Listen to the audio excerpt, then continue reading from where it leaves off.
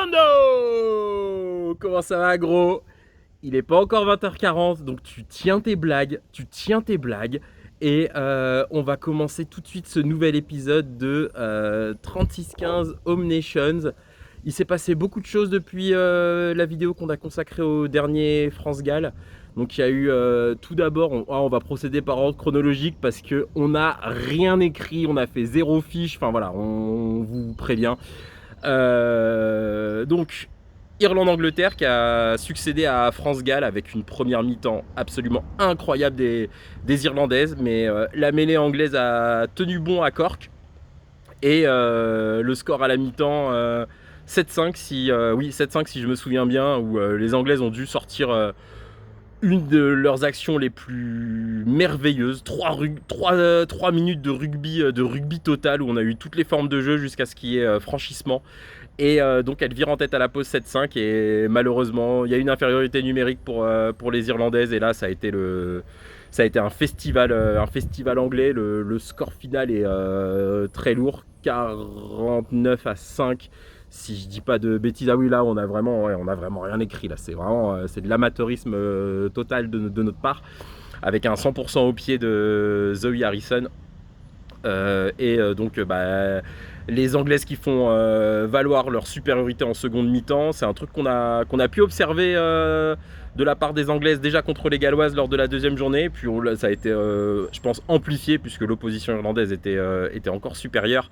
Voilà, les retours de mi-temps des Red Roses ont été fracassants. Donc sur ces deux matchs-là, donc là c'était vraiment un point très positif pour les Red Roses et voilà, une étape de plus, point d'interrogation dans le projet irlandais, puisque on les avait jamais connues aussi vaillantes, aussi tenaces contre les Red Roses depuis très longtemps. Donc voilà, ça c'était un des plus beaux matchs de la saison. Je pense même que la première mi-temps était la plus belle mi-temps de la saison en ce qui nous concerne. Le cœur affiché par les Irlandaises, le fait de répondre à ce point présente dans le combat a fait que cette mi-temps était incroyable à suivre. Enfin, vraiment... Voilà, que ce soit Rachel ou Orlando, ils y croyaient dur comme fer. Et puis après, la deuxième mi-temps, classe. Voilà. Ensuite, on a eu le match Écosse-Italie. On vous en a pas parlé. On a fait un compte rendu très rapidement. C'était vraiment la volonté des Italiennes, leur constance dans le fait de mettre leurs trois quarts sur orbite leur a été très utile et même a été salvatrice, puisqu'elles finissent par s'imposer 25-17. Là, le score, je le connais par cœur, il n'y a pas de souci. 5 essais non transformés à 3 dans des conditions qui étaient compliquées pour les buteuses. Elles ont su, face à des Écossaises qui étaient, je pense, un peu timorées. Voilà, lackluster, comme a déclaré leur coach après match. Voilà, il y a eu un très long round d'observation, donc c'est ce genre de match, alors je vais pas dire qu'il nous régale, mais qu'on adore suivre. Et puis à un moment, les choses ont commencé à sortir du cadre, et c'est vrai que dans ce contexte-là, les joueuses italiennes ont su tirer leur épingle du jeu, et au fur et à mesure, leur emprise sur le match et leur victoire devenaient inéluctables. Là aussi, l'infériorité numérique due au carton jaune écopé par Lisa Thompson a pesé très lourd dans la balance. Et voilà, Brian Neeson, donc le coach des Écossaises, il était fumasse après le match. Il avait déjà eu une sortie où il exprimait très fort son mécontentement et sa frustration. C'était l'automne dernier, après la finale du WXV2, où malgré là pour le coup l'entame de match des Écossaises avait été dominante et se retrouve mené 21-0, et il avait dit un truc du genre, mais je crois qu'on en avait fini avec ce truc là, d'avoir à remonter des scores impossibles à remonter parce que pas assez d'efficacité dans la zone de marque adverse, parce que des erreurs qui sont punies trop rapidement. Enfin voilà, donc là j'ai l'impression qu'il est un peu retombé là-dedans. Puis voilà, je pense que les Écossaises avaient beaucoup investi sur ce match. Elles espéraient, elles croyaient, je pense, dur comme fer à une deuxième victoire, et donc elles sont sorties de ce match déçues, voire meurtries. Donc Donc on est voilà, force à elle pour la suite. Sauf que la suite, fallait se pointer à Leicester, donc à Welford Road, plein à craquer pour défier les Red Roses. Et les Red Roses en fait se sont mis dans le mode qu'on connaît, une énorme entame de match avec des joueuses qui ont été... il y a eu un changement d'effectif, je pense qu'il y a eu 9 changements dans le 15 de départ. Et donc là, les Anglaises, elles ont été impitoyables. C'était dans un seul au monde, je crois. Il y a 42-0 à la mi-temps. Et bon, derrière, les Écossaises, elles ont le mérite de s'accrocher, de marquer un essai, de quand même faire traverser aux Red Roses une longue période sans marquer de points. Et en fin de match, il y a 2 très beaux essais conclus par Abido en bout de ligne où toute l'équipe fait en sorte qu'elle se retrouve avec un boulevard devant elle pour aller aplatir. Donc voilà, c'était du très beau rugby de la part des Red Roses. Et voilà, et on voit le projet. C'était quelque chose que John Mitchell avait dit en début de tournoi. Voilà, là cette année, si tout se passe bien, on a 13 matchs. Donc les 5 matchs du tournoi. 6 pendant la Coupe du Monde plus les 2 matchs de préparation, donc 6 de la Coupe du Monde, sous-entendu. Voilà, l'idée c'est d'en gagner 13. Les Red Roses, elles organisent pas une Coupe du Monde pour finir en 3e ou quart de finaliste. Donc là, il avait dit je vais essayer de... Voilà, j'ai un groupe et je vais essayer de dégager 2 équipes pour aller topper des choses. Bon, bien sûr, il y a des combinaisons qui vont être tentées, etc. C'est pas 2 équipes, c'est pas une équipe A et une équipe A prime. Il y aura différentes combinaisons qui seront testées pour pallier aux blessures, aux suspensions, aux aléas d'une Coupe du Monde, aussi aux sautes de forme qui sont dus à l'exigence du truc, d'autant que les Anglaises, elles ont terminé leur saison domestique le 16 mars. Donc là, il n'y a plus rien en club jusqu'à la Coupe du Monde, ce qui va être aussi le cas des Écossaises et des Galloises. Les joueuses écossaises il y a un très gros contingent écossais en premiership anglaise. Et malgré tout, sur ce tournoi, elles ont, si je dis pas de bêtises, il y a 7 joueuses qui ont obtenu leur première cape sur ce tournoi. Donc le 15 d'Écosse avait pour objectif de développer sa profondeur de banc, sa profondeur d'effectif, lancer de nouvelles joueuses. Et il y avait une grande satisfaction, je pense qu'on peut employer ce mot, au début du tournoi, puisque Brian Easson avait dit c'est la première fois que dans le groupe de joueuses que je choisis pour préparer et débuter le tournoi destination, il y a de très bonnes joueuses qui ne sont pas dedans, et ça c'est dû à l'éclosion de certaines joueuses par la saison de club en Écosse et lors du Celtic Challenge, grâce aux franchises d'Edinburgh Rugby et des Glasgow Warriors. On pense notamment à, je sais pas comment on prononce, donc je vais le prononcer à la française, Adèle Ferry. En plus, elle a été super sympa. On a fait, elle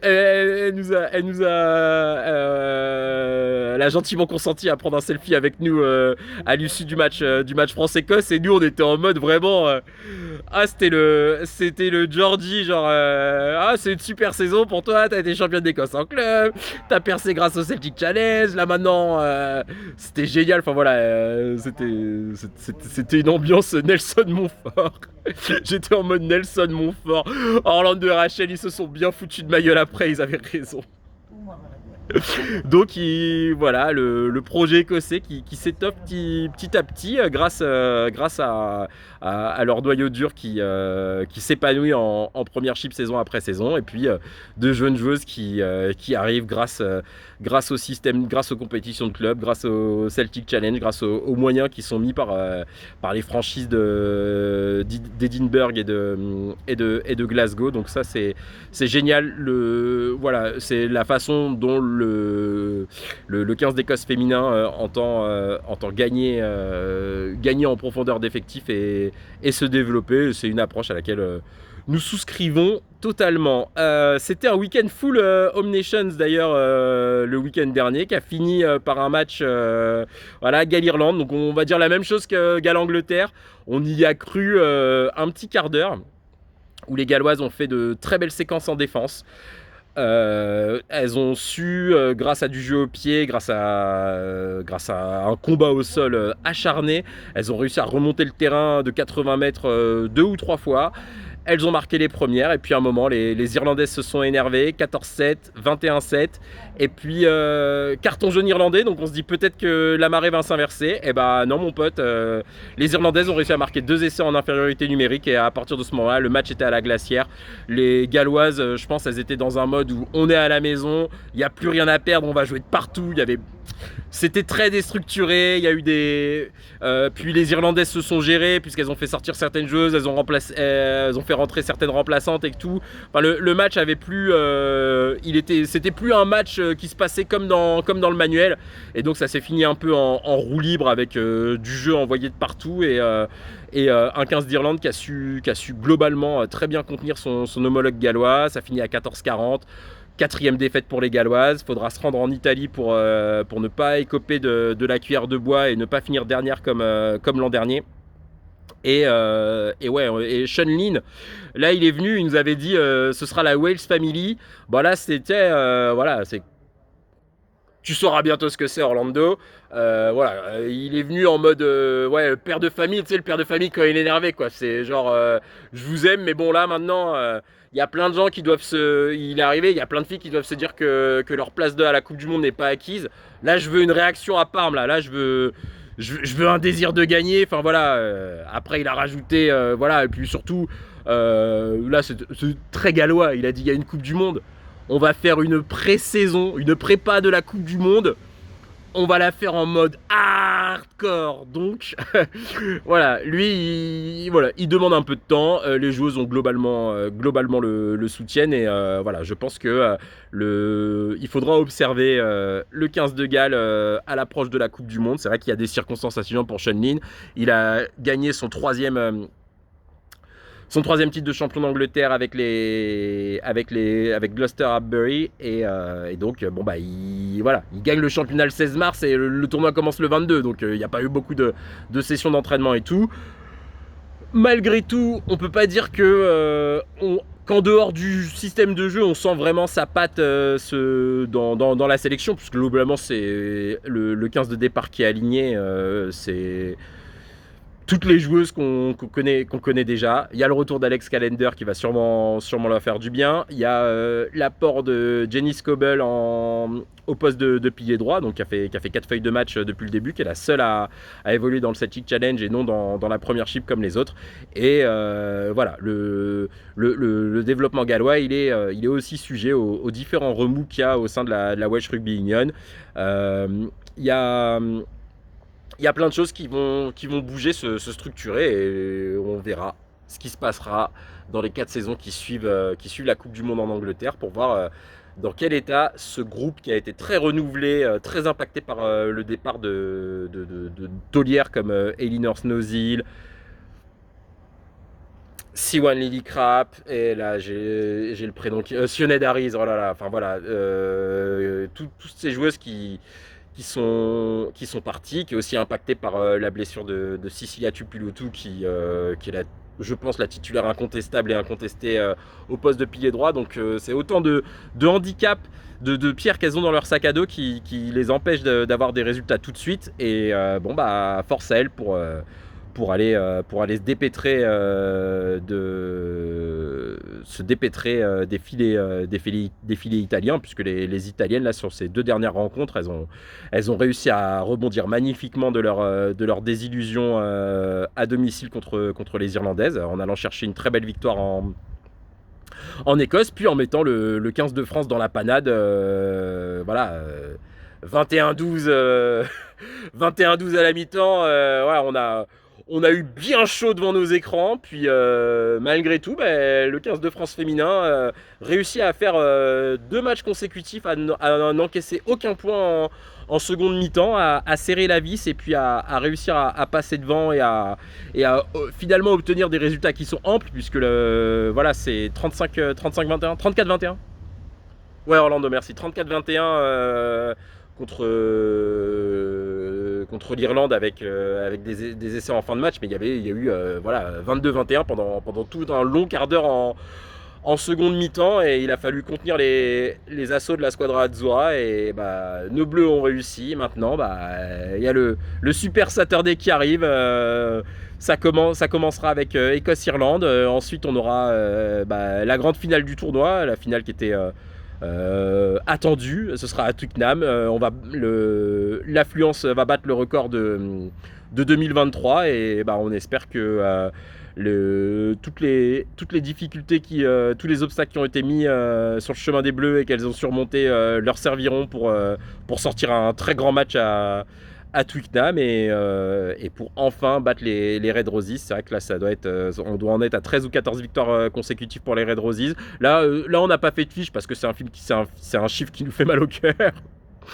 Donc voilà, il y a un exploit à aller chercher là-haut à Twickenham, un signal fort à envoyer à tout le monde. Et puis c'est je pense, c'est l'étape dont a besoin le 15 de France féminin pour embarquer tout ce que la France du rugby compte comme supporter. C'est la dure loi du sport féminin en France. Faut gagner pour gagner en popularité et surfer sur une vague populaire. Il y a des supporters qui seront toujours là quoi qu'il arrive. Et il y en a d'autres qui n'attendent que des victoires retentissantes pour se mettre dans la roue des autres. Donc voilà, force aux Bleus, quoi qu'il arrive, on vous aime d'amour. L'équipe n'a jamais cessé d'entreprendre, ne s'est jamais arrêté à des séquences ratées, à des transmissions pourries pour toujours entreprendre.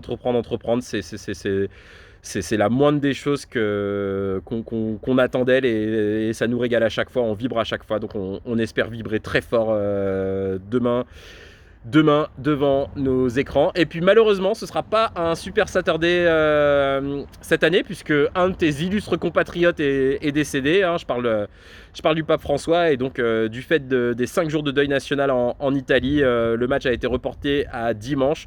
Ce sera, sauf erreur de ma part, à midi et quart dimanche et donc ce sera au stade Sergio Lanfranchi de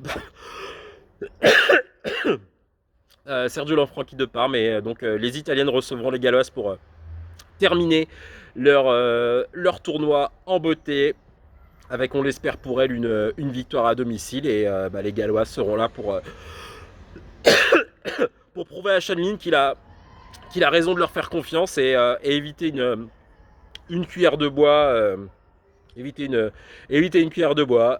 Voilà, les 3 matchs sont très excitants. Je pense qu'il y a les favorites il y a 3 équipes qui sont nettement favorites pour gagner, mais voilà, on espère qu'il y aura 1, 2 ou 3 surprises. Et si tel n'est pas le cas, on se régalera quand même. Je pense que en tant que kiffeur des choses du rugby féminin, voir la compétition prendre de l'ampleur saison après saison, de se dire chaque année, or peut-être 2024 parce que vous vous souvenez, on n'était pas très content avec la gestion d'effectifs de certaines. Le tournoi prend de l'ampleur, les gens en parlent, voilà, il se passe des trucs sur les réseaux sociaux, il y a de plus en plus de podcasts qui sont consacrés aux joueuses, il y a une évolution, il y a un business qui enfle autour du TikTok Nations et voilà, on a hâte d'être à la Coupe du Monde. Et avant de finir, big up aux Leonas espagnols qui ont gagné le European Rugby Championship. Si ça s'appelle pas comme ça, je présente mes excuses, mais en tout cas, les Espagnols ont rajouté un titre à leur palmarès et voilà, on était très heureux pour elles, que ce soit pour Amalia Argudo ou Laura Bimba Delgado qui ont posté de très belles choses sur Insta quant à cette victoire. On vous invite à les suivre sur Insta. Enfin voilà, si vous regardez les matchs, qu'il y a une joueuse dont vous aimez le flow, le jeu, voilà, vous tapez son nom sur Insta, vous suivez, et ça vous donnera accès à une myriade de choses enchanteresses et ça ne fera que renforcer votre amour pour le rugby. Donc force aux 6 équipes engagées, allez les Bleus et longue vie aux TikTok, C-Nations. Prenez soin de vous. On se retrouve la semaine prochaine, lundi ou mardi après-midi, pour un bilan de la compétition. On vous embrasse. Prenez soin de vous. Ciao, ciao.